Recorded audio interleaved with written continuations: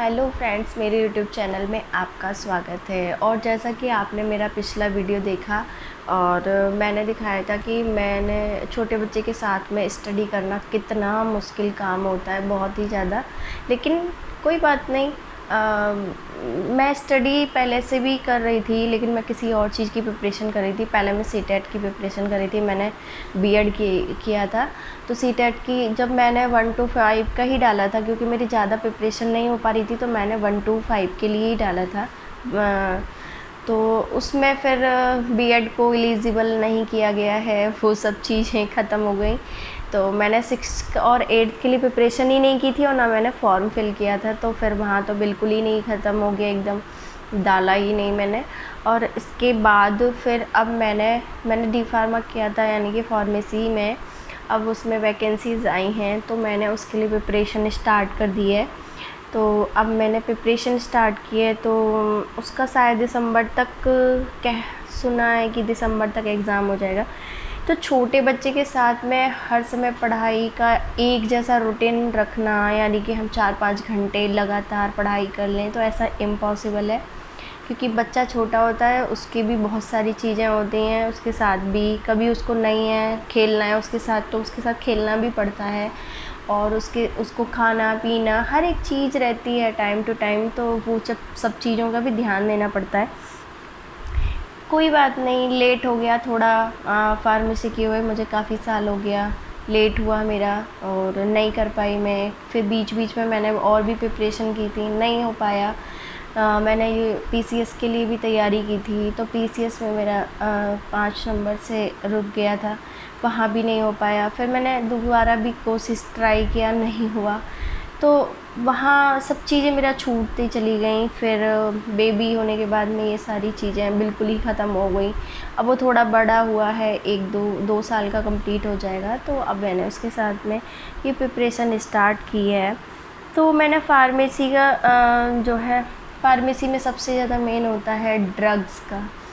अब ड्रग्स को लर्न करना इतना आसान नहीं है, मतलब हर एक ड्रग्स, हर एक डिसीज़ के साथ ड्रग्स।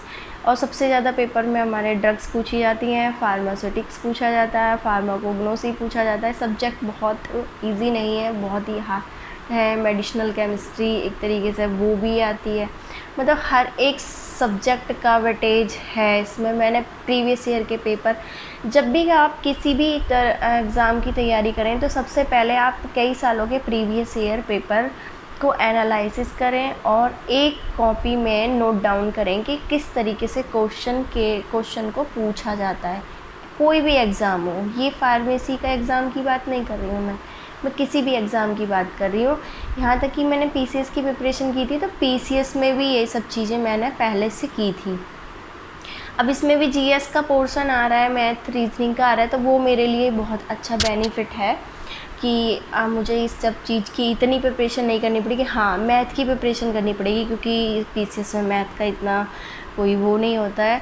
और ये सब चीज़ें अब मेरे को उसका बेनिफिट मिल सकता है, इसी वजह से मैंने इधर फार्मेसी के लिए स्टडी करना स्टार्ट करी। काफ़ी सालों बाद मुझे ये सब दोबारा से पढ़ना पड़ेगा।